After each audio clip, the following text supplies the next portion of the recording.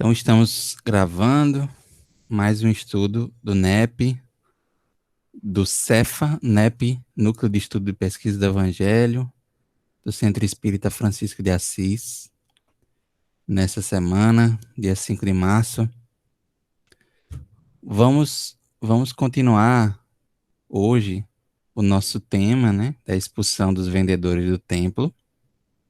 E hoje como faltam poucos itens, o Antônio fez uma ótima sugestão de depois que a gente finalizar esses itens, ele apresentar alguns questionamentos, algumas reflexões para a gente ir pensando durante a semana e construindo juntos uma proposta de fechamento moral dessa passagem. Então, hoje, esse será o nosso roteiro no dia de hoje. Vamos iniciar fazendo a nossa prece e, e aí eu queria pedir para a Larissa fazer a nossa prece inicial, vibrando pelo momento que nós passamos também, lembrando dos nossos companheiros e que estão em dificuldade nesse momento, e em especial uma companheira nossa do Centro Espírita Irmão Leite, que, que partiu para o plano espiritual hoje, a nossa amiga Elita. Então vamos vibrar positivamente por ela e por outros companheiros também. Então, Larissa. Então, nesse momento, vamos nos harmonizar, nos pacificar, procurar emitir pensamentos de saúde, pensamentos de paz, de harmonia, de esperança, de fé, de consolação. Que esses pensamentos possam fortalecer a psicosfera do nosso globo, possam atingir corações necessitados de luz, de paz, de amor. Nós queremos, Senhor, acima de tudo, te agradecer. Agradecer pela oportunidade de aprendizado, agradecer por mais um dia de vida na Terra, que possamos aproveitar todas as oportunidades para trabalhar internamente e trabalhar em favor do nosso mundo.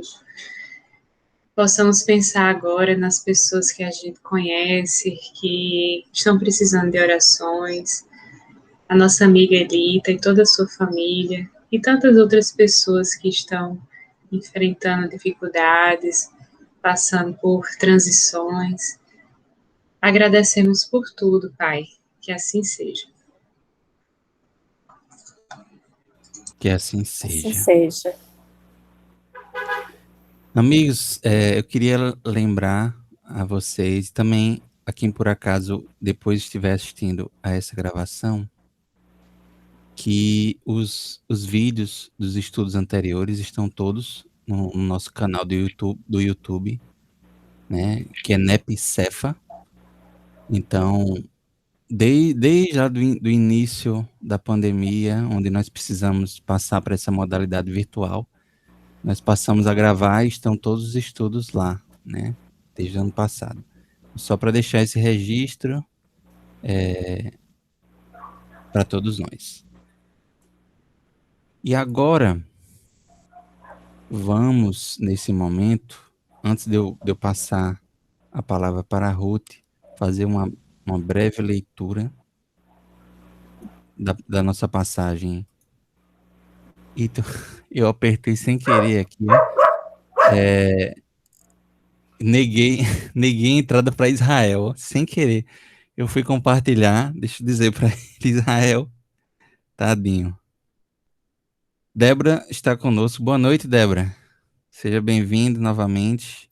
Boa Boa noite. noite, gente. Obrigada, gente. Boa noite, Débora. Boa noite. Tu avisa a Israel, Larissa, que ele tente de novo? Entrou também o Adalberto, foi? Sim. Boa noite, Adalberto. Seja bem-vindo, meu amigo. Então, só para recapitular, eu comentei no início, mas para repetir para esses nossos amigos que chegaram depois, Nós acabamos de iniciar, só fizemos a nossa prece, vibração, e hoje nós vamos finalizar os itens que falta pouca coisa sobre o nosso tema, que é a expulsão dos vendilhões do templo, né? Expulsão dos vendedores do templo. Oi, Israel, tudo bem, meu amigo? Oi, Israel. Olá, boa noite a todos. Sem querer, eu neguei a sua entrada, estava apertando outra coisa e apertei. Tranquilo. Então, meus amigos, hoje nós vamos encerrar esses itens que faltam. Depois nós vamos. O, o nosso amigo Antônio vai nos apresentar algumas reflexões para que a gente possa construir coletivamente uma proposta de fechamento moral, reflexão moral dessa passagem. A passagem, como nós sabemos, é João capítulo 2, versículos 13 a 22, a purificação do templo ou a expulsão dos vendedores do templo, dependendo aí da tradução. E diz o seguinte: estava próxima a Páscoa dos judeus e Jesus subiu para Jerusalém. Encontrou no templo os vendedores de bois, ovelhas e pombas e os cambistas sentados. Fez um açoite de cordas, expulsou todos do templo, tanto as ovelhas quanto os bois. Também espalhou as moedas e virou as mesas dos cambistas. E disse aos que vendiam as pombas: tirai estas coisas daqui. Não façais da casa de meu pai casa de comércio. Recordaram-se os seus discípulos do que está escrito: o zelo por tua casa me devorará. Então interrogaram-no os judeus e lhe disseram: que sinal nos mostras para fazeres estas coisas? Em resposta, disse-lhe Jesus: destruirei este santuário e o levantarei em 3 dias. Então os judeus lhe disseram: este santuário foi edificado em 46 anos e tu, em 3 dias, o levantarás? Ele, porém, dizia a respeito do santuário do seu corpo. Portanto, quando foi levantado dentre os mortos, recordaram-se os seus discípulos de que falava disto, e creram na Escritura e na palavra dita por Jesus. Tradução do Haroldo, Novo Testamento. Então, meus amigos, nós avançamos em alguns elementos, né, de pesquisa dessa passagem, do contexto, e ficamos num material que a Ruth vai nos trazer hoje sobre santuário. Depois, a Liana também, se ela tiver algo a acrescentar também sobre o versículo, sobre o santuário e 46 anos. E Larissa também, finalizando então esse nosso momento inicial da passagem. Tudo bem? Ruth, minha amiga, você fique à vontade. Eu estou aqui com os materiais que você me mandou abertos. Pronto. O que você Aí, quiser. se você puder colocar agora em santuário. Santuário. Tem... É um que tem vários locais onde a palavra aparece. Tem... Veja se é este aqui.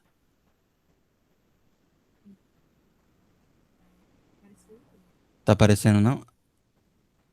Deixa eu ver. Tá aparecendo, Ainda Larissa? Não, né? Não está aparecendo, não.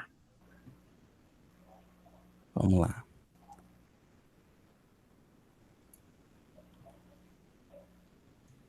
Pronto. Vamos ver aqui.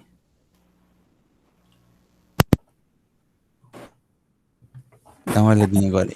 Agora foi? Agora está aparecendo.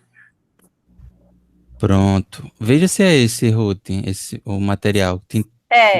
Esse aqui, né? Pronto. Isso. Esse material é do EAD também? Da apostila do EAD? Não, né? Esse eu fiz pesquisa, né?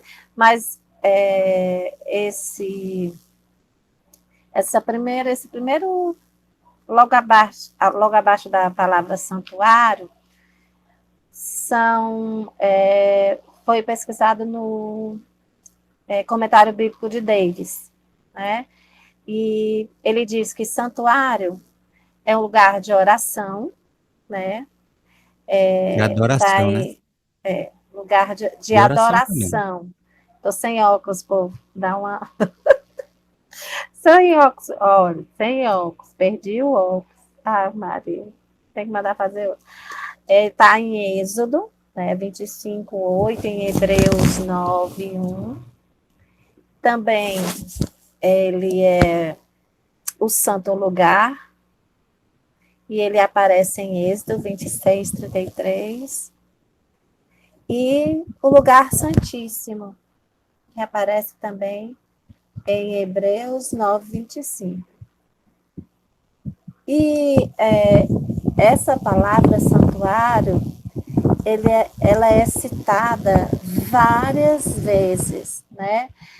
Vocês podem ver que ela tá em Êxodo, em vários capítulos e em vários versículos, né? O primeiro local que ele é encontrado, né, em Êxodo, é no capítulo 25, né, onde ele diz: e me farão um santuário, e habitarei no meio deles. Não, é exatamente em Êxodo 25:8.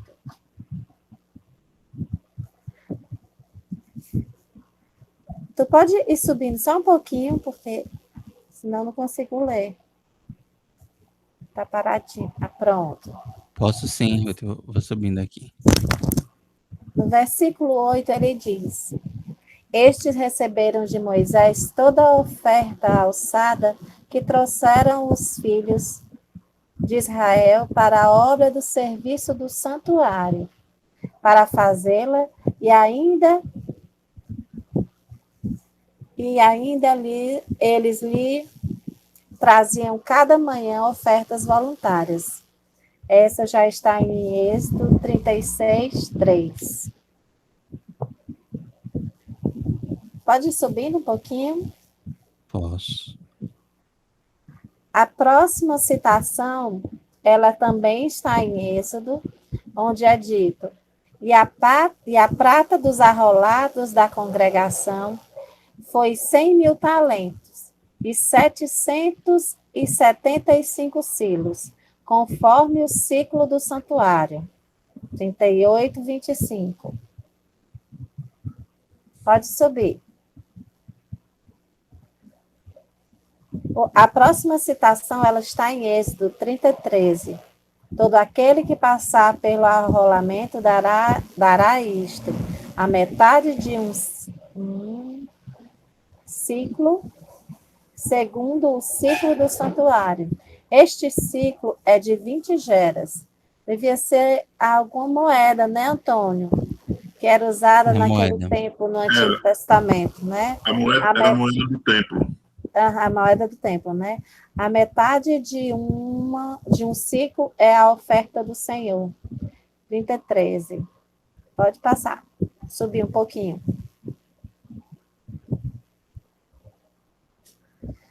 Já em Êxodo 26:33, ele diz: perdurarás o véu debaixo dos colchetes e porás a arca do testemunho ali, dentro do véu, e este véu vos fará separação entre o santuário e o lugar santíssimo.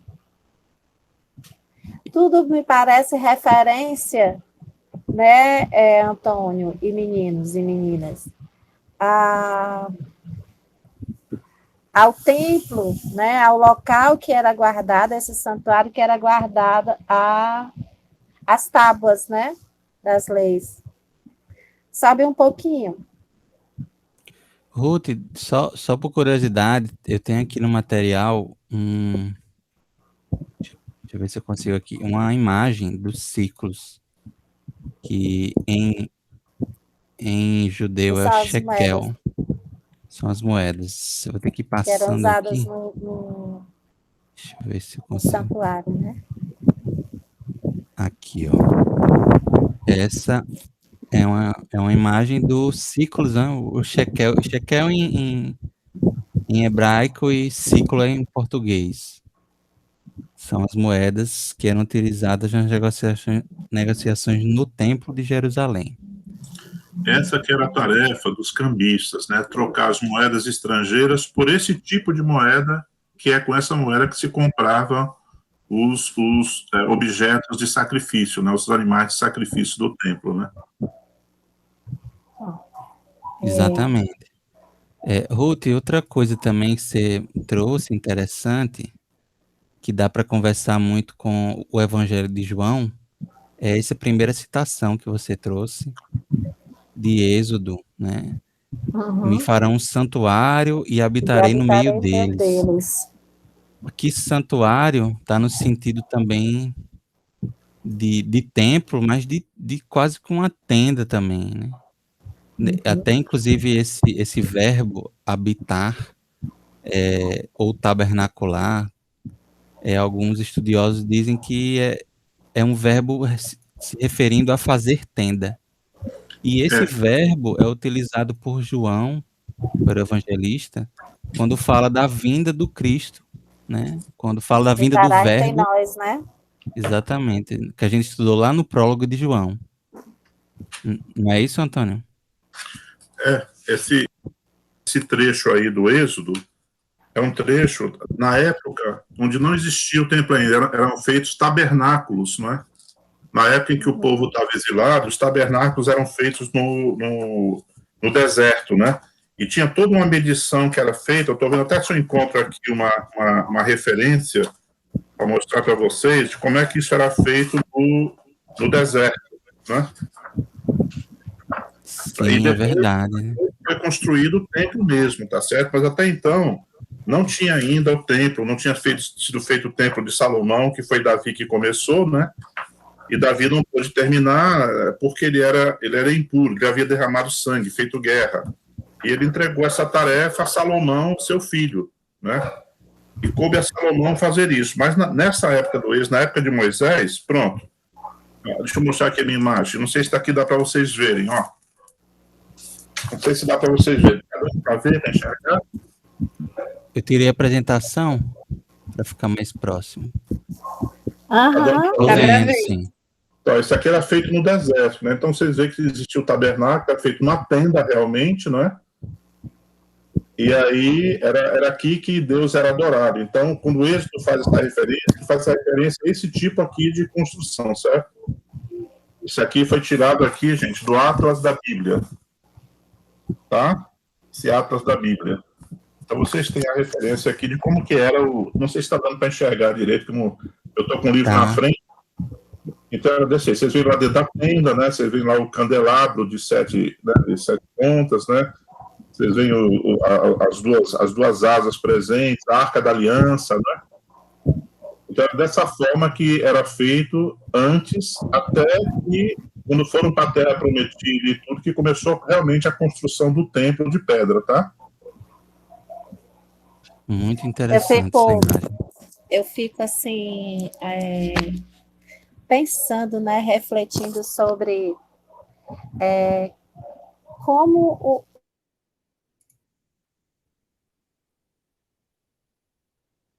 Travou? Só para mim? Ela caiu? Ruth? Caiu, não? Não, ela tá aqui ainda, travou. Mas deu algum problema. Travou. Rutinha, você tá aí ainda? Travou para nós, infelizmente. Se você estiver nos ouvindo, tente sair e entrar novamente.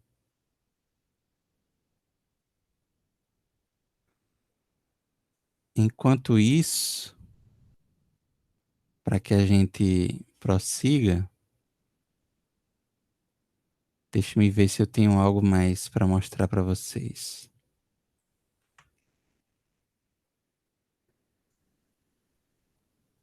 Slide 28. Eu tenho separado alguns pontos que a gente não comentou pouco, mas é um comentário de Champlin só sobre a situação, vamos dizer assim, política, administrativa do templo e das vendas que aconteciam no templo. talvez seja interessante. Vamos dar uma olhada. Enquanto o Ruth não consegue voltar à conexão. O que Champlin diz? Nos escritos de Joséfo, Flávio Joséfo, que é uma grande referência, né, quando a gente fala na história do povo judeu, ele diz nos escritos dele que apreende-se que o comércio com pombas era comum e que os principais sacerdotes se apossavam dos dízimos, resultando na inanição dos sacerdotes mais pobres. Questão da corrupção, né, desde sempre existente. Os fariseus, em geral, desfrutavam das simpatias do povo comum, pelo que eram odiados pela família corrupta de Anás. Então havia essas disputas, né? Que Anás, que inclusive, né, controlou o templo durante a maior parte do primeiro século. Voltei, gente. Voltou? Ótimo, Ruth. Eu estava aqui falando sozinha para o computador travado. Quando eu me toquei, que eu vi que vocês estavam tudo parado. Sim, eu estava falando. O que eu estava fazendo uma reflexão foi sobre como o Pai escolheu esse povo, né, para desenvolver a missão desse povo, que foi proteger, né,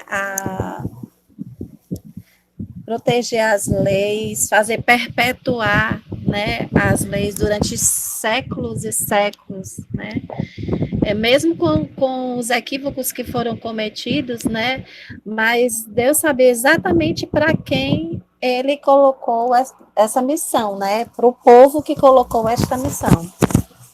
Estava, assim, refletindo sobre isso. Então, vamos continuar aqui. Eu parei no 30:13, não foi? Agora nós vamos para um versículo que foi em Êxodo 26:33, onde ele diz: perdurarás o véu debaixo dos colchetes. Ou eu falei essa? E porás, falei, não foi? É o próximo. Então. É verdade.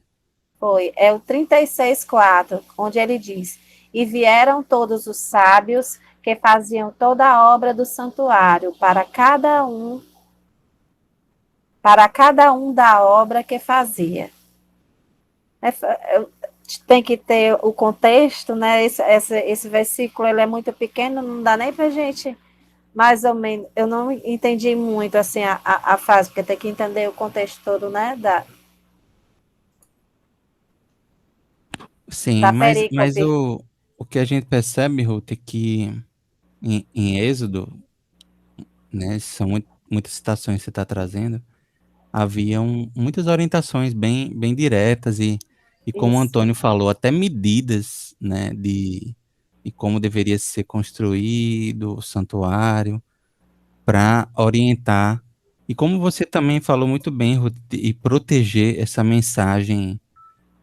Exatamente. Essas leis que nada mais, nada menos eram do que as leis morais que a gente conhece hoje, só que em germe ainda, em semente, né? No decálogo, nos mandamentos, nos preceitos. A gente sabe depois que Jesus vivenciou essas leis, né? Nos trouxe o exemplo, e a gente tem a doutrina espírita nos esclarecendo melhor sobre essas leis naturais, essas leis morais.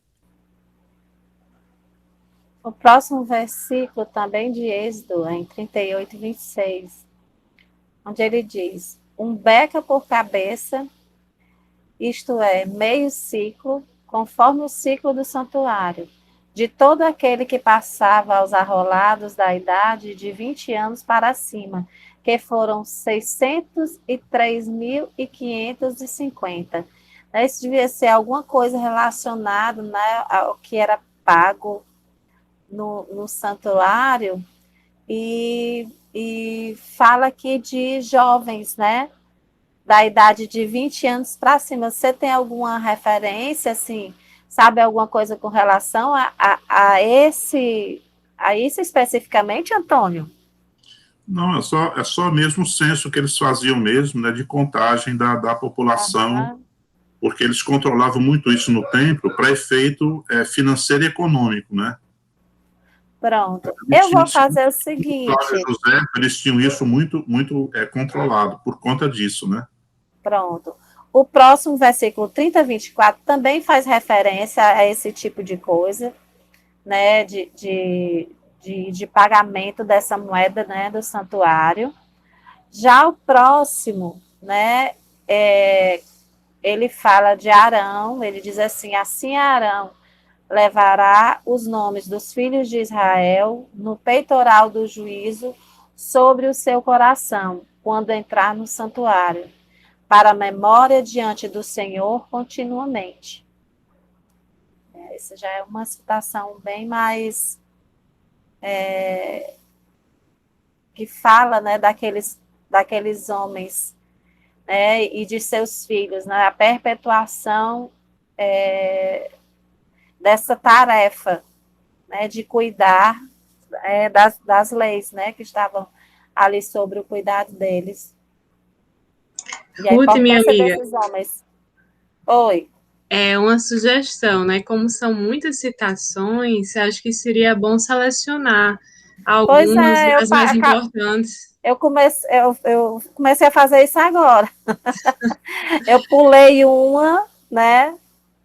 Aí li essa e estou vendo aqui, né, as que tem algo mais importante, né? A próxima, por exemplo, a 30:11, né, que fala do santuário, ele fala só das questões relacionadas a como era até as questões de unção, né? As questões mais que eles tinham muitos rituais, né? As questões ritualísticas, né? O azeite da unção, o incenso aromático, né? Fala disso. A Eu me perdi um próxima. pouquinho, Ruth. Eu me perdi. Onde é que você tá mesmo? Não, é na.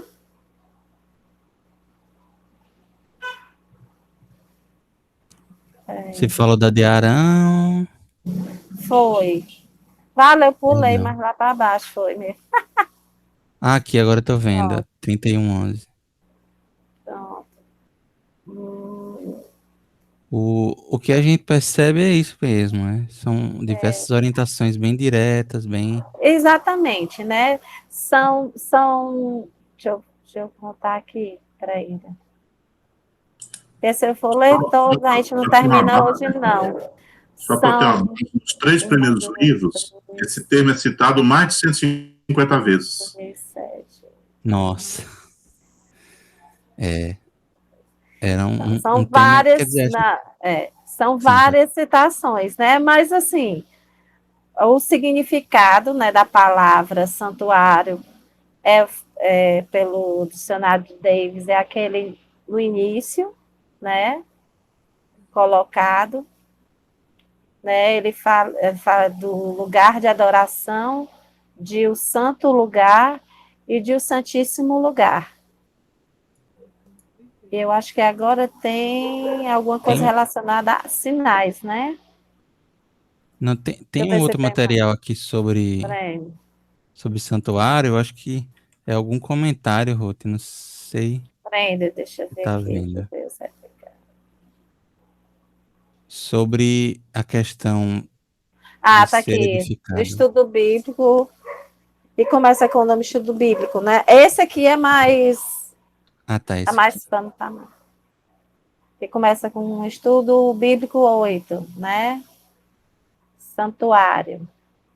Né? Nesse estudo bíblico, ele fala mais sobre o significado, né? Fazendo citações, né? E eu vou começar aqui, colocando para vocês. A palavra santuário do hebraico é mikdash, uma palavra derivada de kadash, que significa santo, separado. Em Gênesis 2:3, Deus diz que o sábado seria kadash. Esta é a única vez que kadash aparece em Gênesis. Na Bíblia, o santo é aquilo que é separado para Deus. Portanto, o que faz de um local um santuário é a presença de Deus, como foi com Moisés na sarça ardente. O arbusto em si não era santo, porém, devido à presença de Deus, Moisés teve que tirar as sandálias. O primeiro santuário que Deus estabeleceu na terra foi o tabernáculo, que é essa imagem que Antônio colocou agora. Em Êxodo 25, 1, 9, este era um templo móvel e foi um santuário de Deus desde o Êxodo até a construção do Templo de Salomão. As ofertas para a construção do tabernáculo vieram do despojo dos egípcios. Ele era uma tenda com paredes de madeira, com forro de 4 camadas de materiais, a interior de linho fino dobrado, a próxima de peles de carneiro tingidas de vermelho, e a exterior de peles de texugo ou animais marinhos, golfinho ou vaca marinha. Isso está em Êxodo 26, 14. Todos aqueles detalhes, né, daqueles versículos em que a palavra era citada, né? O pátio media cerca de 30 por 60 metros, enquanto a tenda media cerca de 6 metros por 18 metros. A mobília do santuário estava repleta de simbolismo. No pátio externo ficavam o altar de sacrifícios e a pia. O altar media cerca de 1 metro de altura, tendo a base quadrada de 2 metros de lado. Era oco por dentro, de madeira de acácia revestida de bronze.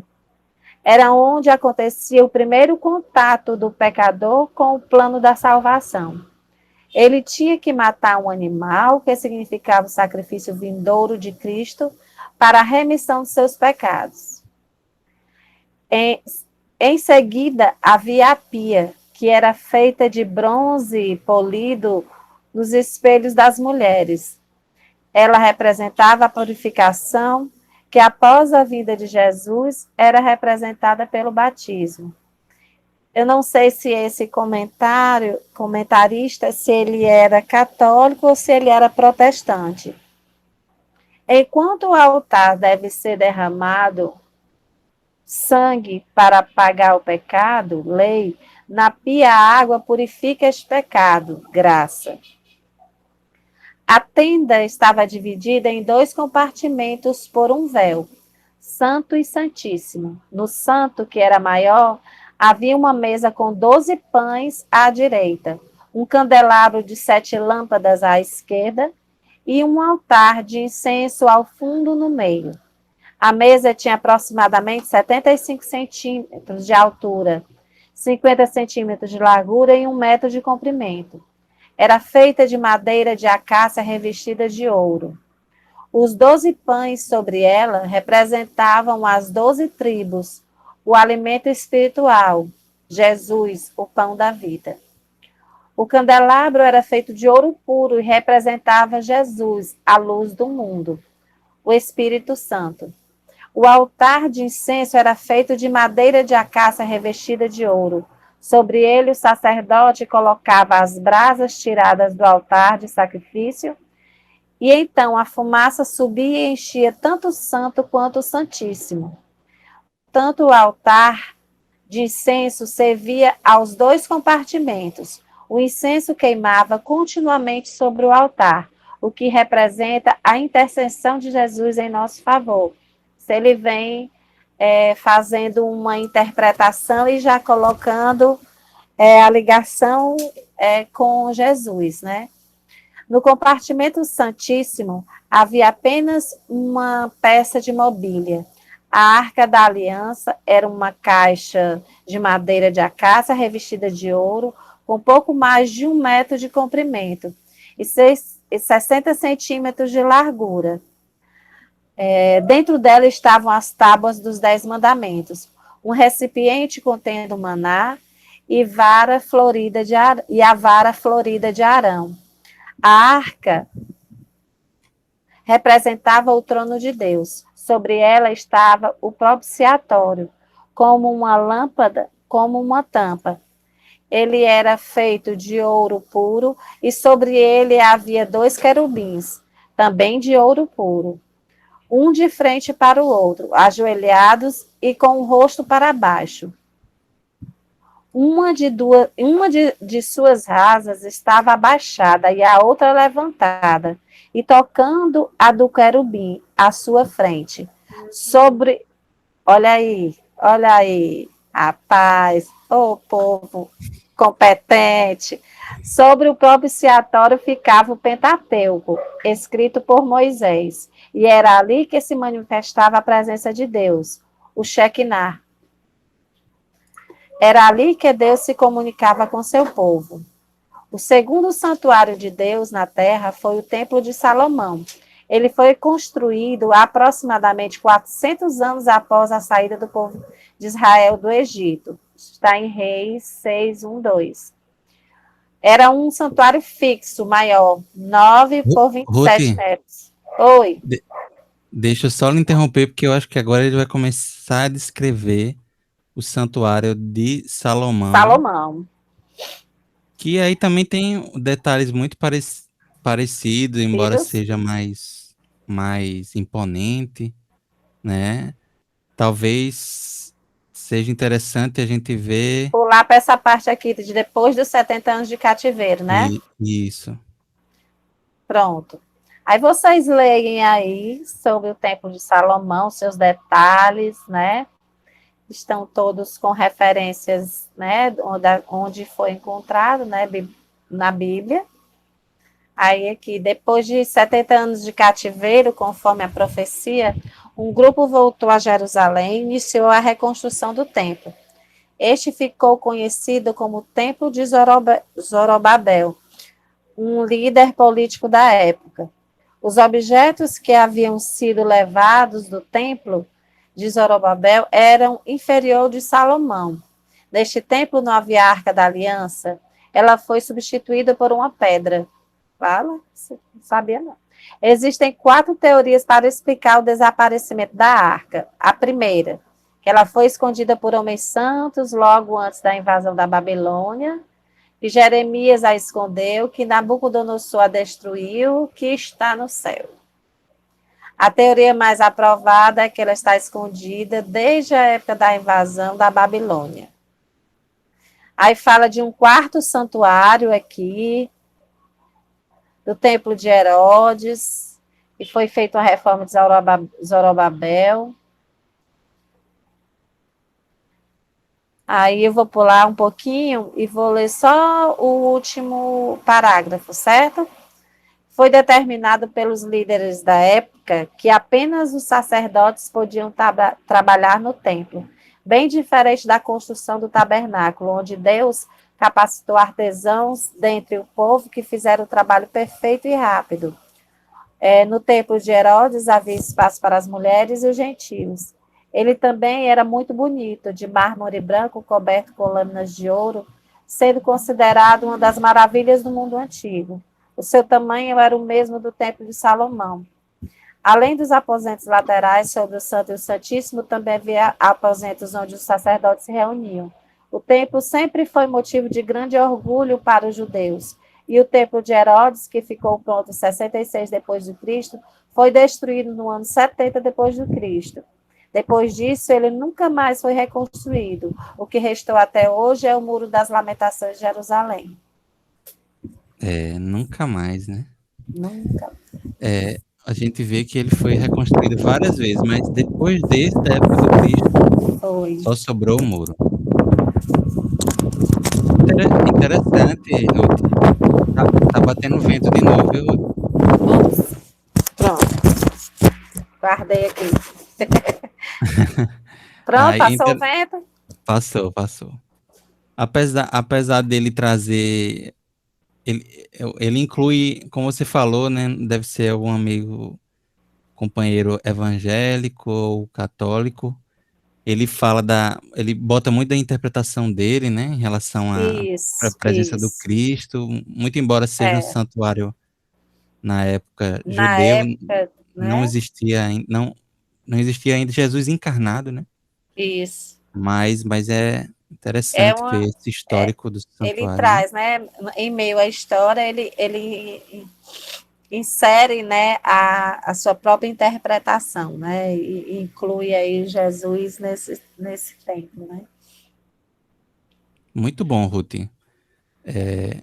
A gente agradece demais a Eu sua contribuição. tenho, Pode falar. uma só, bem pequenininha, que é uma explicação espírita que eu Ah, acho que é essa pesquisei, aqui. né, Tem um é versículo, pequenininha. né? Não, não é nessa aí, não. Peraí. Nessa não? Não, é a primeira, eu acho, vai voltando. Acho que é o primeiro material que eu mandei para ti. Tem essa explicação espírita. Aqui. Pronto. Eu achei que a gente tinha lido, mas não, né? Não, É essa? peraí, deixa eu ver se é. É. Pronto.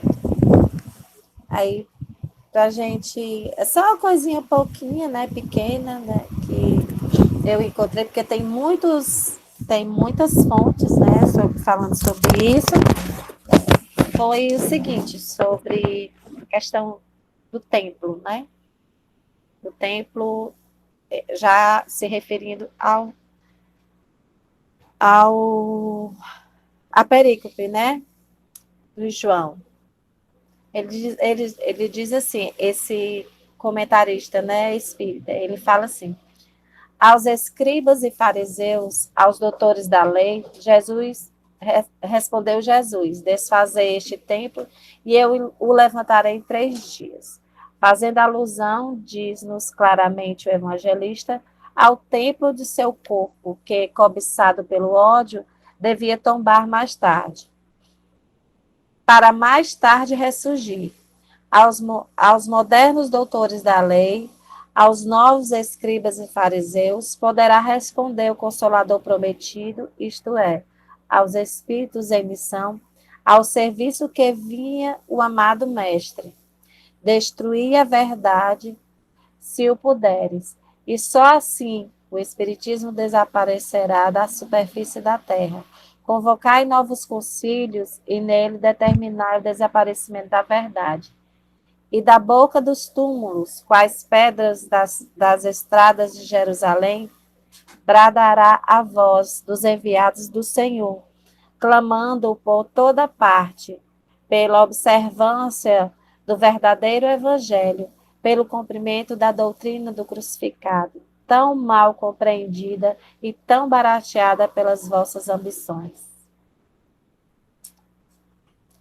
Coisinha pouquinha, né? O comentarista trouxe, né, a sua percepção, como o nosso comentarista, ou protestante, ou católico, também trouxe, né, a sua contribuição. Muito bom, muito bom. Espero que, apesar de ter muita coisa assim, muito detalhe, né, que esse material tenha contribuído, né, para o nosso fechamento, né, que ele tenha ampliado um pouco, né, o que a gente sabia, o que a gente não sabia sobre esses termos, para a gente somar com o que a gente já tem, né? Muito bom, Ruth, com certeza. Agora, para a gente encerrar, deixa eu ver aqui. Tem Liana, você trouxe algum ou gostaria de falar algo sobre o elemento que ficou com você? Eu acho que tem também a ver com o santuário, né? Este santuário foi edificado em 46 anos. 46 anos. Assim, eu fiz uma pesquisa do ponto de vista histórico, né? Realmente essa data é o que tem muita diferença quando você vai fazer uma pesquisa. É exatamente, alguns falam de quando o início da construção, outros já falam como a conclusão. Aí isso dá varia um pouquinho. Se for possível, só não deu para eu mandar o material, eu tenho 3 parágrafos, só mais ou menos resumo o que a Ruth falou. Posso ler rapidinho? Pode. Então, aqui, é ainda daquela revista super interessante, né? Aquela reportagem Jerusalém, o centro do mundo. Aí ele botou assim: o rei Salomão construiu o templo para Javé, Deus de Israel, no topo do Monte Sião. Jerusalém saía da periferia para se tornar o centro do judaísmo, ou mais do que isso, ela passou a simbolizar o lugar de Deus na terra. Com a morte de Salomão, ele está se referindo ao primeiro templo. Com a morte de Salomão, o reino foi sacudido por conflitos internos. No fim do século VII a.C., virou alvo de disputa entre egípcios e assírios. Mas quem levou a melhor foram os babilônios. Em 586 a.C., o rei Nabucodonosor destruiu o templo e mandou milhares de judeus ao exílio na Babilônia. Com a conquista de Jerusalém pelos persas, em 538 a.C., os judeus reconstruíram o templo e retomaram seus cultos. A vida tranquila só chegou ao fim 200 anos depois, com a derrota dos persas para o macedônio Alexandre o Grande, que colocou a Judéia em contato com a cultura grega. Aí, eu andei vendo, assim, começando a ver, na verdade, porque sempre a gente dá vontade de pesquisar mais, assim, do ponto de vista da ciência também, né, dados científicos. E eu achei interessante, eu comecei a ver agora há pouco uma dissertação de mestrado do programa de pós-graduação em Ciências das Religiões, da Universidade Federal da Paraíba. Achei interessante, o tema é o fenômeno do terceiro templo judaico e os símbolos de esperança. E o nome do estudante, né, é Givanildo Tavares da Silva. Aí tem uma parte que eu achei interessante, que ele falou sobre... Tem muita coisa interessante, muito dado bem interessante mesmo. Mas eu estava começando a ler, mas eu achei interessante uma citação que ele faz, nessa dissertação dele, sobre o templo, que ele diz assim: o templo era símbolo de esperança, mesmo em épocas de injustiças sociais, de crise e conflitos. O templo era símbolo de fortaleza e orgulho. Aí ele cita, né, acho que é o historiador, segundo Madonis, achei interessante isso que ele diz aqui. O símbolo é vida e remete à vida. Deseja que o invisível em nós chegue também a ser realidade. O símbolo vive da evocação do ausente. Achei bem interessante. Tem muita coisa interessante, mas são mais de 200 páginas. Então, assim, depois eu quero ler com calma, porque eu acho que quando você vai fazer um trabalho desse, você tem que pesquisar muito, né? Então, assim, a gente acaba aprendendo muito.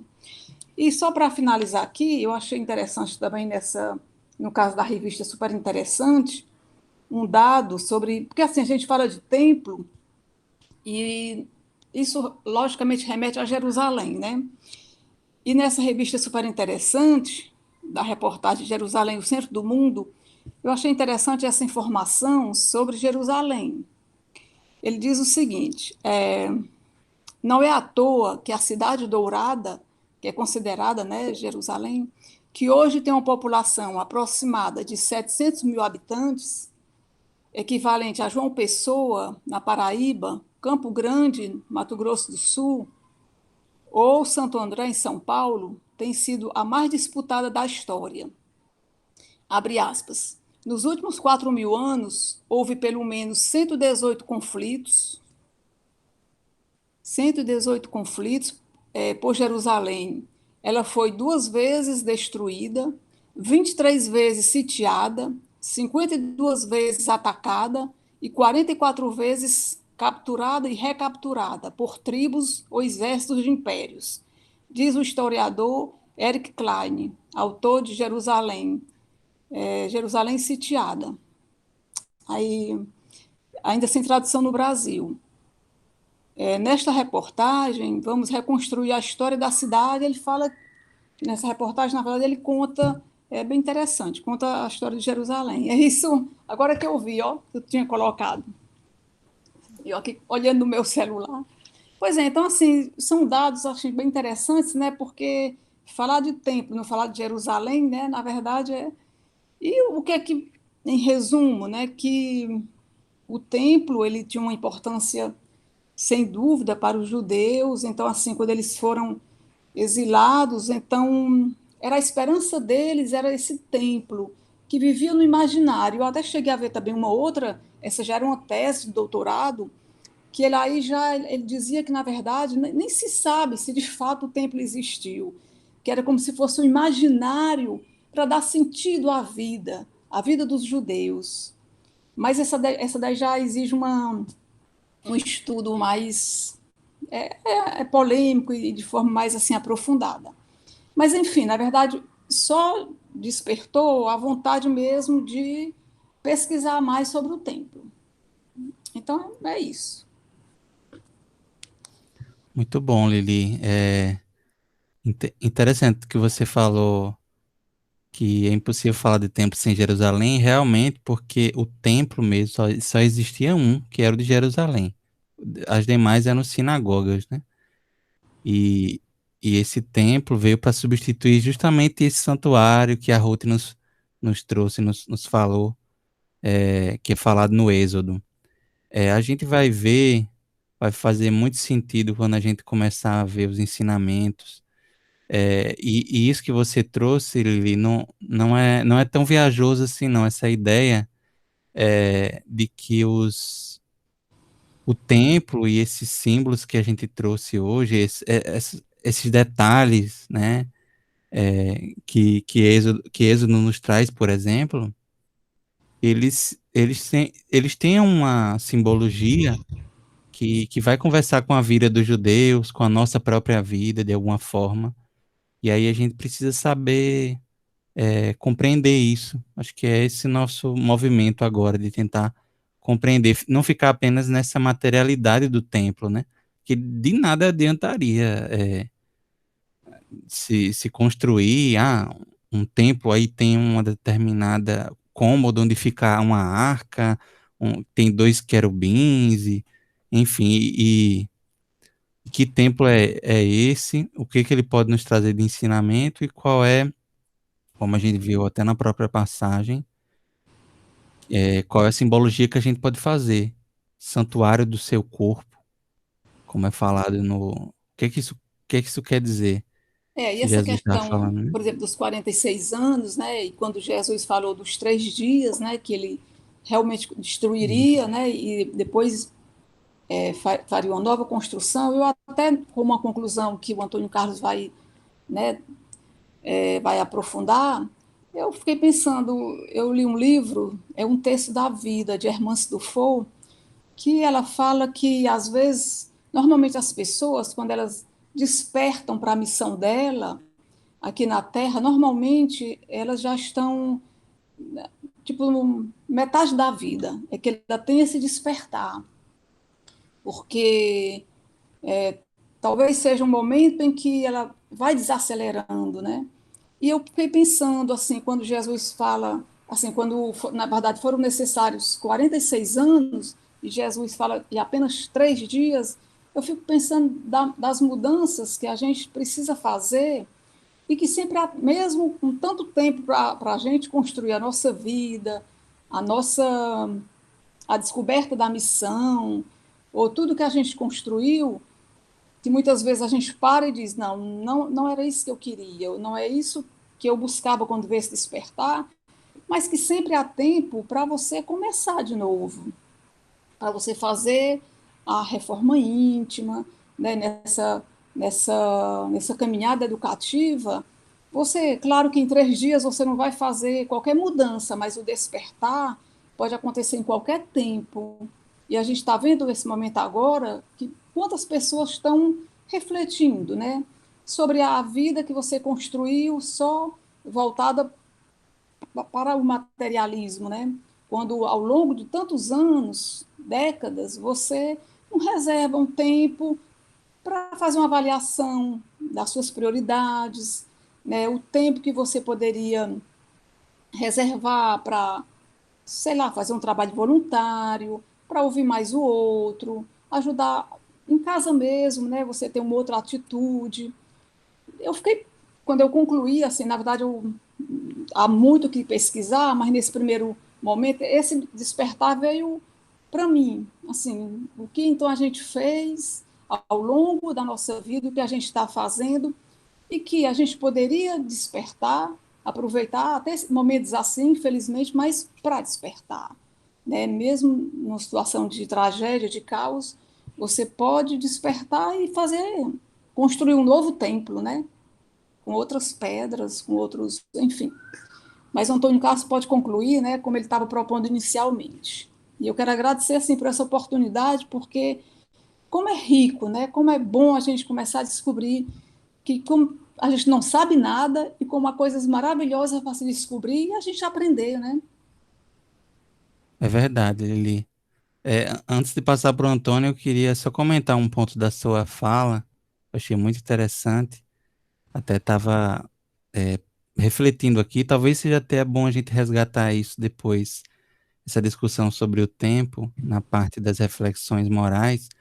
Mas faz muito sentido isso que você trouxe, essa relatividade do tempo, que na verdade a gente sabe que é algo até físico, né? Algo até científico, mas é algo que a gente percebe até na nossa própria caminhada evolutiva, o quanto muitas das mudanças, óbvio, requer um esforço diário, um tempo longo, as mudanças que realmente ficam, elas se constroem, mas às vezes elas se materializam em fatos que duram segundos, minutos, e eu estava refletindo aqui porque eu fiz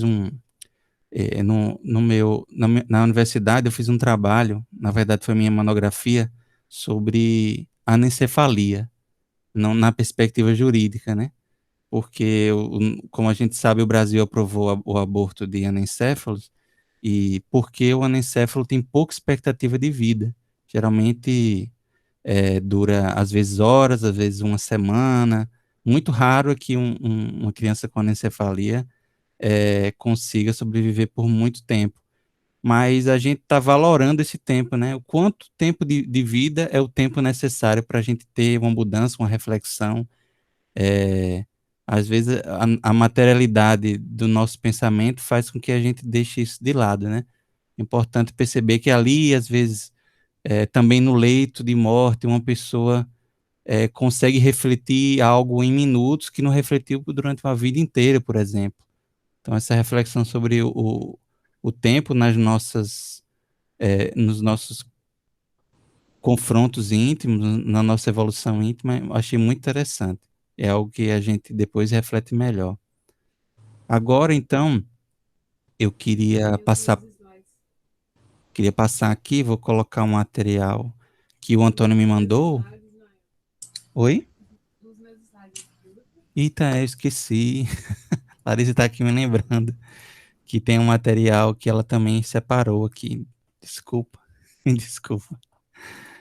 Olha aqui. É o último elemento. Fica à vontade, Larissa. Bem, vai ser rapidinho. Eu fiquei com levantado dentre os mortos. E Haroldo diz o seguinte, que significa erguer-se, levantar-se, expressão idiomática semítica que faz referência à ressurreição dos mortos. Para expressar a morte e ressurreição, utilizavam as expressões deitar-se, que é morte, e levantar-se, que é ressurreição.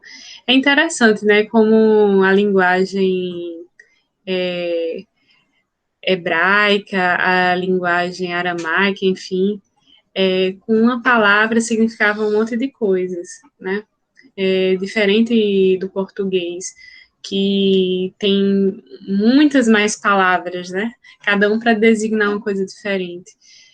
E é bonito isso, né? De ver a ressurreição como levantar. Eu acho achei bonita essa relação, né, que os judeus fazem. Ismael, pode passar. E é interessante que nessa mesma passagem, a palavra levantar, né, que a parte que é levantada entre os mortos, foi utilizada em João 2,19 para dizer: destruirei este santuário e o levantarei em 3 dias. Então, eu fiz essa observação. Levantar cabe, encaixa, tanto no contexto de falar de templo físico, levantar um templo, erguer um templo, construir um templo, como também se refere, né, à questão do templo físico, né, a questão do corpo. Aí pode passar, Ismael. E ressurreição, no dicionário de Davis, ele diz o seguinte, que vem, né, a sua origem, anastasis, ergue-se, levantar, erguer, surgir, sair de um local ou de uma situação para outra. Latim, resurrectio, o ato de ressurgir, voltar à vida, reanimar-se. Quando a gente lê os dicionários bíblicos, a gente vê muito essa ressurreição ligada à ressurreição da carne. A gente vê até um viés bem da interpretação do autor mesmo que está escrevendo, né? E daí eu pesquisei no Livro dos Espíritos, pode passar, Ismael. No Livro dos Espíritos, Kardec, né, sabiamente, ele perguntou para os espíritos o seguinte: esse dogma da ressurreição da carne, assim, pelo dogma da ressurreição da carne, a própria igreja ensina a doutrina da reencarnação, e São Luís vai dizer que sim, é evidente. Ademais, essa doutrina, decorrente de muitas coisas que têm passado despercebidas e que dentro em pouco se compreenderão neste sentido. Reconhecer-se-á em breve que o Espiritismo ressalta a cada passo do próprio texto das Escrituras Sagradas. Então, eu quis trazer isso para a gente perceber que quando Jesus fala de levantar dentre os mortos, né, ele também está falando dessa questão da sobrevivência da alma, está falando também da própria reencarnação. Então, para que a gente veja nesses ensinamentos evangélicos, né, um significado a mais por trás, né, de tudo isso. Pois é isso. Alguém quer comentar?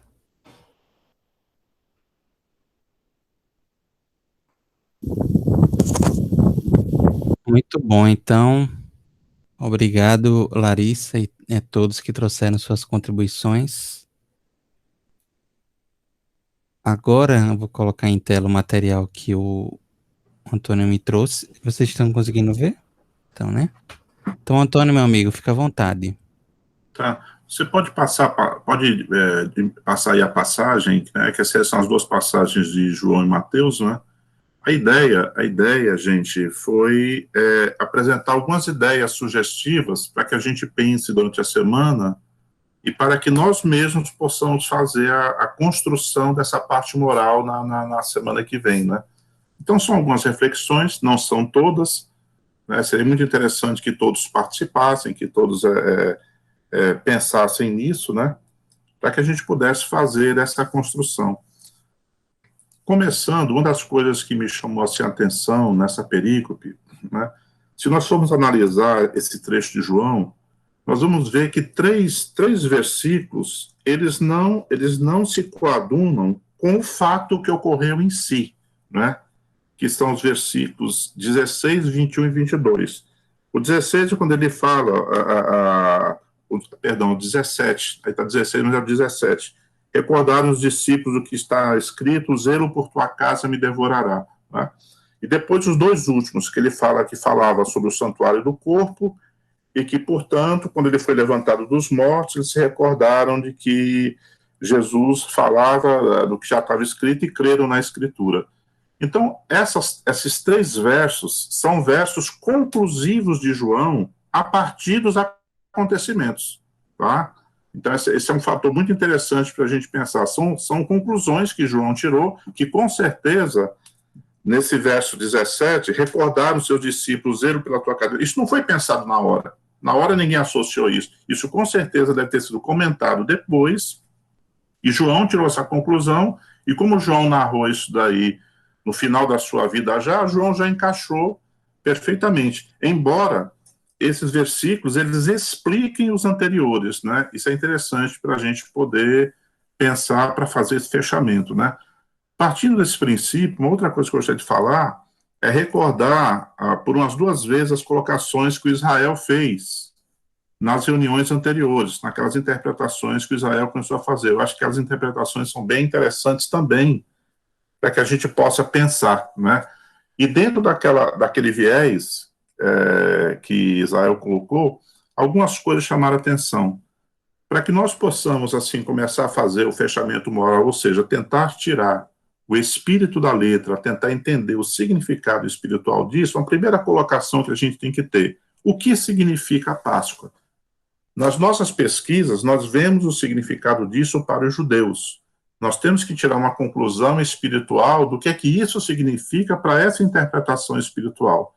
Então, essa é uma primeira provocação que nós fazemos. O que significa a Páscoa?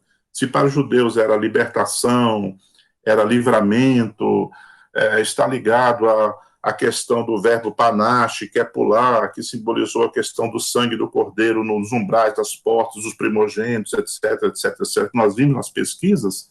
Então, nós temos que ter uma definição espiritual do que significa essa Páscoa, né? Depois, por que a expressão Páscoa dos judeus? E aí nós vamos ver uma coisa interessante, que era o quê? Os gentios não podiam, aqueles que não estavam purificados, não podiam participar da cerimônia da Páscoa. Eles não podiam participar, né? Então nós vamos ver que esse costume, para a interpretação espiritual também, essa expressão Páscoa dos judeus também vai dar o que a gente possa falar e possa pensar também para fazer essa interpretação espiritual, né? Uma outra coisa que nós chamamos, que também foi dito lá, o que significa subir para Jerusalém, né? Isso foi nas explicações lá atrás, nos elementos foram trazidos, mas espiritualmente, o que é subir? Geralmente o verbo subir está ligado a que espécie de movimento, a que ele realmente está ligado, né?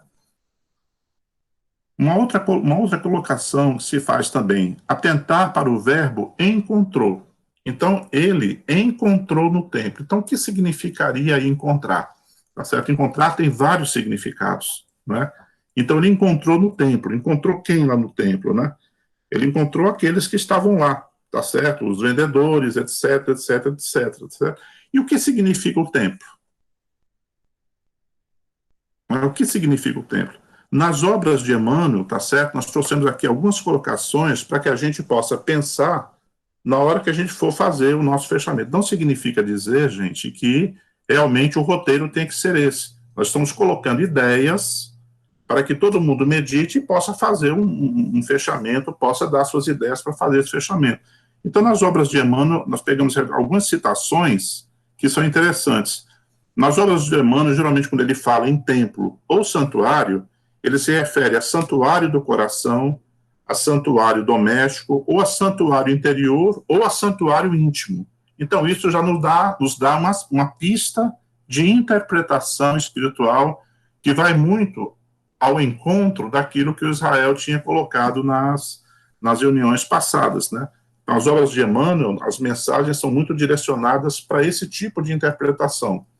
Significa dizer que tem que ser fechado só em torno disso? Não, não significa dizer. Isso são pistas, né, de um espírito que tem aí uma experiência enorme, né, com a vida de Jesus, e que sempre é mais seguro partir de quem já tem essa experiência, né? Uma outra colocação. Qual é a diferença de templo e de santuário? Lá em cima, João fala de templo. Aqui embaixo ele fala de santuário. Qual é a diferença de um para o outro? O santuário contém o templo ou o templo contém o santuário? O que significa realmente isso? Então é interessante nós fazermos assim essa meditação, tá certo? Se nós formos direcionar para essa questão do mundo interior de cada um. E aí vem algumas colocações de Emmanuel sobre isso, né? Uma primeira delas é essa, né? Se desejas penetrar efetivamente o templo da verdade e da fé viva, da paz e do amor com Jesus, não ouvides as plataformas do Evangelho Redentor. Isto está em Vinha de Luz. Né? É uma citação de Emmanuel, que dela, a depender da forma como nós formos interpretar, nós podemos criar um direcionamento para esse fechamento. Seguindo ainda...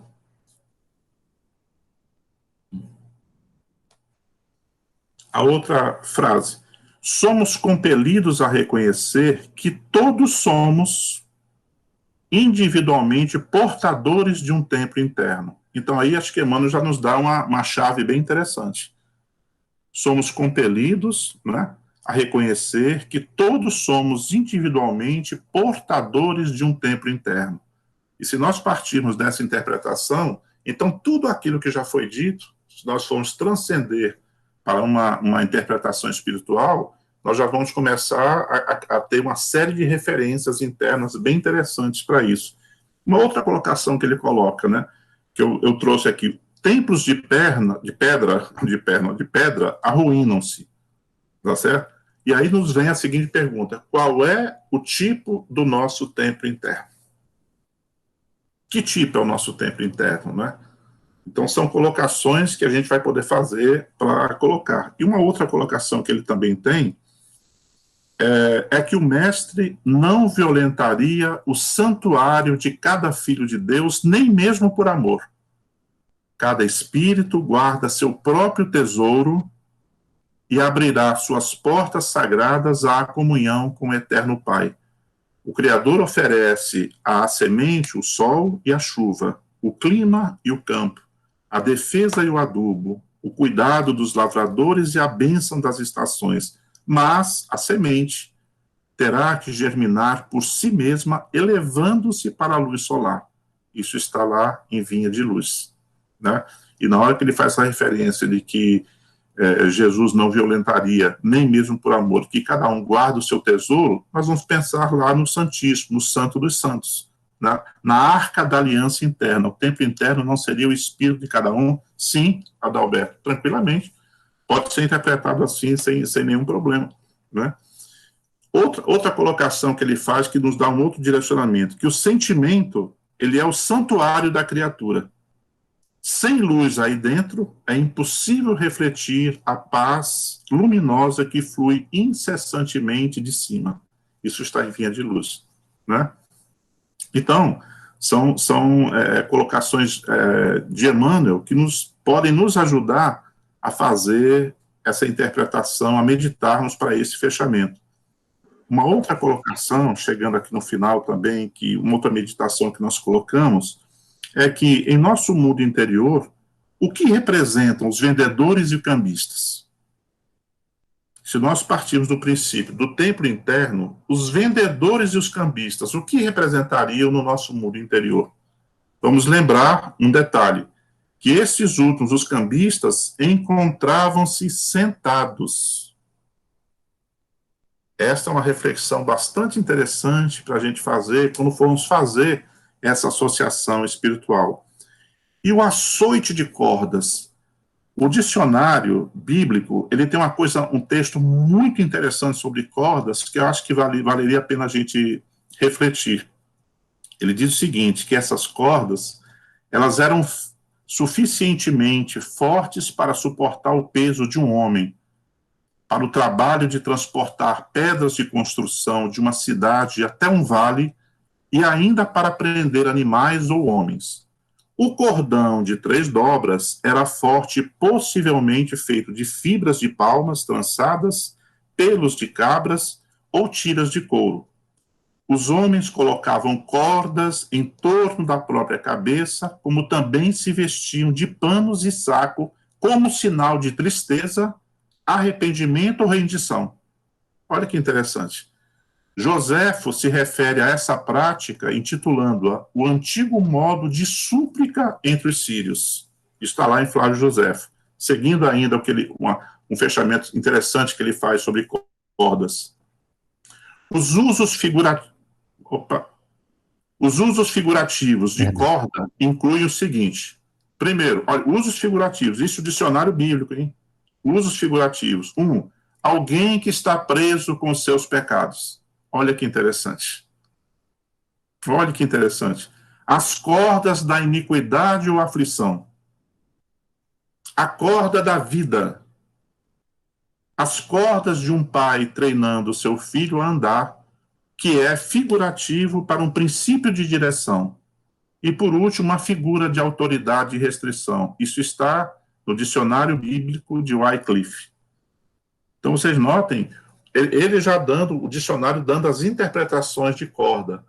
Então, nessa questão do açoite de cordas, a dimensão espiritual já pode ser completamente outra. Completamente outra. Né? Vós, porém, não viveis segundo a carne, mas segundo o Espírito. Exatamente. Né? Então, olha que interessante essa colocação do dicionário a respeito das cordas, né? Um outro ponto, penúltimo ponto que nós trazemos, antes de fazer outras reflexões de Emmanuel, é por que a deferência aos que vendiam pombas? Se a gente for reparar, ele expulsou todos do templo, e quando ele fala todos, sempre me chama a atenção, ele tem 2 pontos. Ele fala tanto ovelhas quanto bois. Por que todos, e só se refere a animais? E aqui ele não fala das pombas. E depois ele pega e diz, ó, e disse aos que vendiam pombas, tirai essas coisas daqui. Então, por que essa deferência a quem vendia pomba? Porque é uma deferência. O tratamento não é o mesmo com o pessoal que vendia ovelha e boi. Então, isso também nos faz refletir, quando a gente for ver o significado da pomba, algo que na pesquisa da Ruth foi dita aí, bem interessante, muito interessante, uma pesquisa que ela fez aí que esclarece esse ponto, não é? E alguns apontamentos, e o zelo pela tua casa me devorará. E aí nós vamos para alguns apontamentos de Emmanuel para a nossa reflexão, finalizando, né? Raramente se entrega o homem aos exercícios da fé sem espírito de comercialismo inferior. Comumente, busca-se o templo religioso com a preocupação de ganhar alguma coisa para o dia que passa. Vinha de Luz está lá no capítulo 92. Outra colocação de Emmanuel, acho que são só 3 aí, essa segunda depois termina. Apresentemos nosso trabalho ao Senhor diariamente e peçamos a Ele destrua as particularidades em desacordo com seus propósitos soberanos e justos, rogando-lhe visão e entendimento.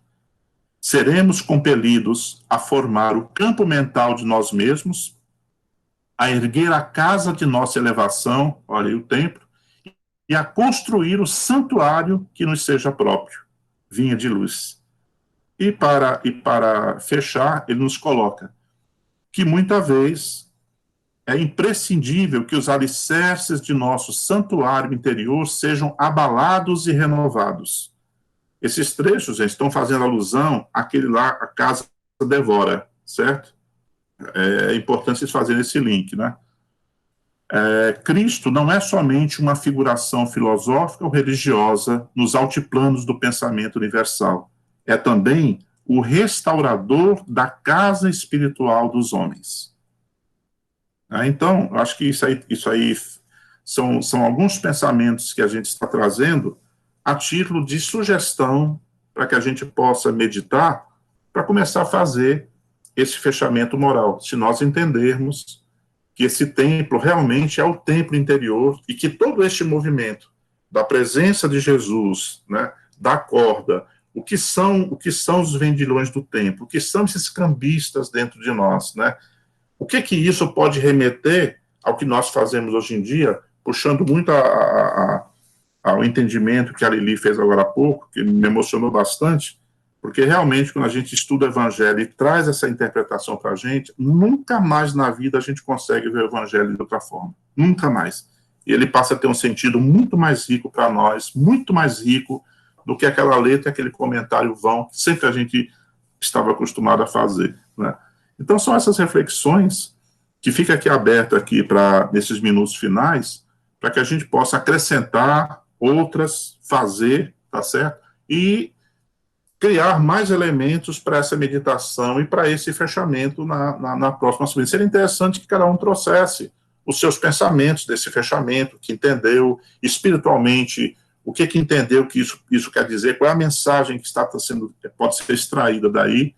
Eu acho que seria bastante enriquecedor se nós fizéssemos esse exercício, né? Câmbio. É verdade, Antônio. Está aberta a sugestão para que nós possamos fazer esse compartilhamento que é tão enriquecedor. Muitos questionamentos interessantes. Alguém quer acrescentar algo também para que a gente possa refletir? Eu queria falar assim eu achei muito interessante. Desculpa, Israel. Não, pode falar. Não, pode falar, Israel. Você está caladinho, depois eu falo, se sobrar tempo. Fica à vontade, viu, amigo? Eu achei bem interessante essas reflexões que ele colocou ali, porque a gente tem que partir para esse princípio de análise, além, vamos dizer assim, porque o evangelho nada mais é, vamos dizer assim, que a vivência também de toda essa sociedade judaica, vamos dizer assim, do Antigo Testamento, e a vivência também do Novo Testamento, desses apóstolos do Cristo, né? Eu falo assim, foi as experiências cotidianas desses apóstolos com o Cristo, e os evangelhos é essa narrativa, que quando a gente narra a tempo depois, além de você narrar o contexto histórico, você também passa o contexto disciplinar, o contexto poético, o contexto filosófico, né? Que você também tenta transmitir o ensinamento pela história que você conta. Isso até é exemplo das histórias que a gente vivencia. Quando você vai reportar suas histórias, você não fala somente os detalhes do que você vivenciou, mas sim aquilo que você quer trazer de ensinamento dentro dessas histórias, né?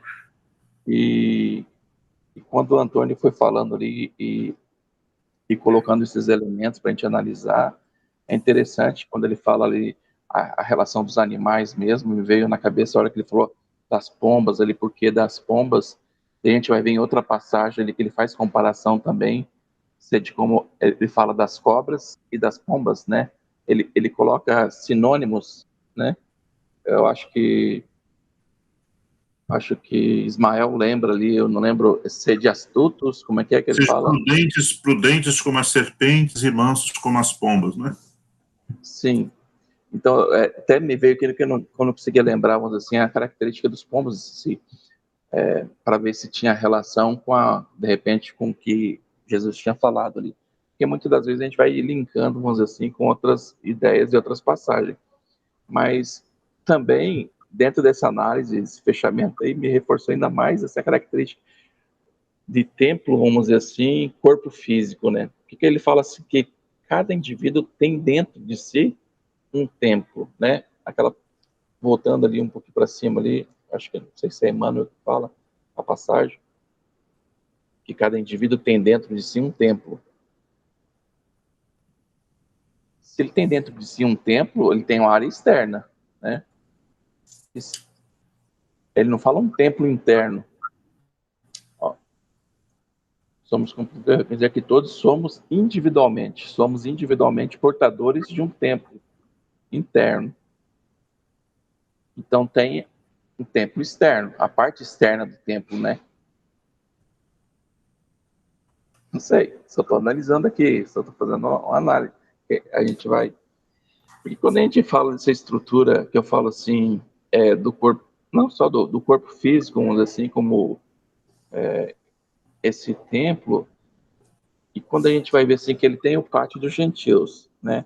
Ele tem a parte que é a parte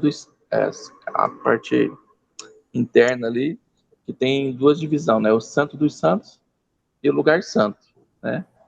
E você pode ver assim que o lugar santo dos santos, que é onde fica a Arca da Aliança, ela é separada por um véu, né?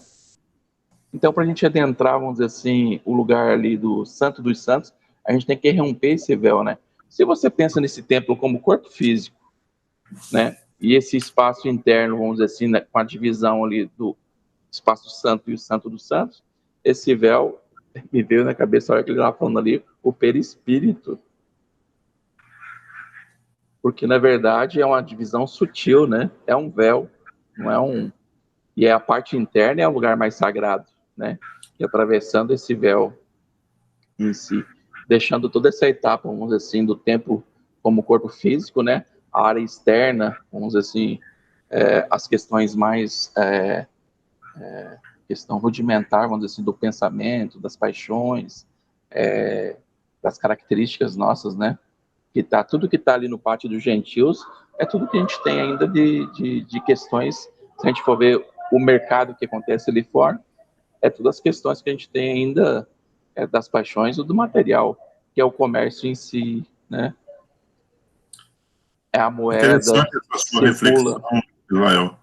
Interessante essa sua reflexão, porque quando Jesus expirou, o véu rasgou. Segundo Mateus, lembra da narrativa? E quando Jesus expirou, o véu do templo foi rasgado. Exato. Só para lembrar. E foi a partir de você falando assim, parece que vai desenhando, né? Não sei se eu fico muito encafifado nessa questão assim e fico viajando, né? E claro que eu falo assim, não é só esse contexto, porque o que tem rico no Evangelho é isso, porque ele não é só esse contexto que eu falo assim, do lado que a gente vê metafórico ou, vamos dizer, de parábola em si, de contos, de histórias, mas também sim vamos dizer assim, de parábolas ou de histórias mesmo, né? De relatos que foi passado, foi experienciações que eles viveram, né? Verdade, Israel. É bem amplo essa análise, né? Esse ponto é muito interessante, mas é só uma camada. Entendi o que você quer dizer. Tem Interessante. várias camadas, né? É isso aí. Eu viajo muito, mas às vezes não consigo botar para fora. A cabeça parece um corcel indomável. Que beleza, meu querido. Olha, Lili, você ia falar? Fica à vontade, ainda temos um minutinho. Minuto. Não, na verdade, Não, era só mas para não tem problema a gente passar um pouquinho, né? Fica à vontade. dizer mesmo não, que os temas foram sugeridos pelo Antônio Carlos, muito bons. Eu acho que a gente vai precisar de umas 2 aulas, porque é muita coisa interessante que realmente merece um aprofundamento. É impressionante a riqueza, né, que a gente pode explorar, às vezes uma palavra, uma frase, mas é rica assim, para que a gente possa estudar, refletir. Era praticamente isso mesmo. Achei bem interessante. É verdade, Lili. É verdade. Eu vou colocar, Antônio, eu posso colocar esse material que você mandou lá no grupo? Sim, tranquilo, sem problema. Pronto, e aí... O nome do arquivo é uma sugestão mesmo, é uma sugestão, é apenas uma sugestão, né, gente? É uma provocação para que a gente, junto, possa ter pelo menos um caminho aí para... O que não significa, repito, não significa que seja esse o caminho, é apenas uma reflexão, é uma sugestão, certo? Com certeza, achei ótima a sugestão, meu querido. E aí, então, a gente fica com esse compromisso, todos nós, né, de justamente participar e trazer, que é isso que vai nos enriquecer, todos nós trazemos essas contribuições, ponto a ponto. Você vê que o Antônio trouxe pontos interessantes para a gente refletir. Se vocês quiserem acrescentar também pontos, a gente vai falando durante a semana, e semana que vem a gente reflete, né, esses pontos que foram trazidos para a gente fazer esse fechamento moral. Tem muita coisa interessante, gente. Vocês viram aí como a Lili falou, e o Antônio nos trouxe muita coisa para a gente refletir essa semana, viu? Então a gente ficamos compromissados, então, de semana que vem fazer isso. Sim. Amigo, você vai colocar no WhatsApp ou no e-mail? Essa proposta do... Eu vou colocar no WhatsApp, pode ser? No grupo? Beleza, ótimo. E aí, por e-mail, eu mando só para o Adalberto, que ele que ele não tá com WhatsApp, aí eu mando por e-mail dele. Mas se alguém quiser que eu mande por e-mail, é só falar que eu mando por e-mail também. Tá bom? Inclusive também os materiais, vou aproveitar e mandar os materiais que vocês me enviaram, que a gente viu hoje, de Larissa, de Ruth, de Alexandre, de todo mundo, do Antônio. Vou colocar também lá no grupo para quem quiser consultar. Olha, eu não sabia do material da Lili, nem sabia do material da Ruth, nem sabia do material da Larissa. Mas esses 3 materiais têm pontos cruciais com essa sugestão que foi trazida. Não é que eu estava pensando, menino? Oh, negócio bonito. É ou costura bem feita, viu? Essa dessas 3 revelações. É verdade, é verdade. Olha como o quebra-cabeça, cada um vai trazendo uma pecinha, né? Então, meus amigos, vamos chegando no final de mais um estudo, que possamos todos agora refletir e no nosso ambiente familiar, refletir durante a semana. E agora vamos fazer nossa prece. Vou pedir então para quem deseja fazer a prece. Larissa fez a inicial. Pode ser o Antônio? Posso? Senhor Jesus, nós te agradecemos a oportunidade de estarmos reunidos em teu nome, com o propósito, Senhor, de estudarmos o teu evangelho no sentido espiritual, como nos disse Paulo, a fim de extrair dele as lições que precisamos e que necessitamos para o direcionamento moral das nossas vidas. Obrigado, Senhor, pela oportunidade da confraternização entre todos nós, de nos vermos, de trocarmos as nossas vibrações.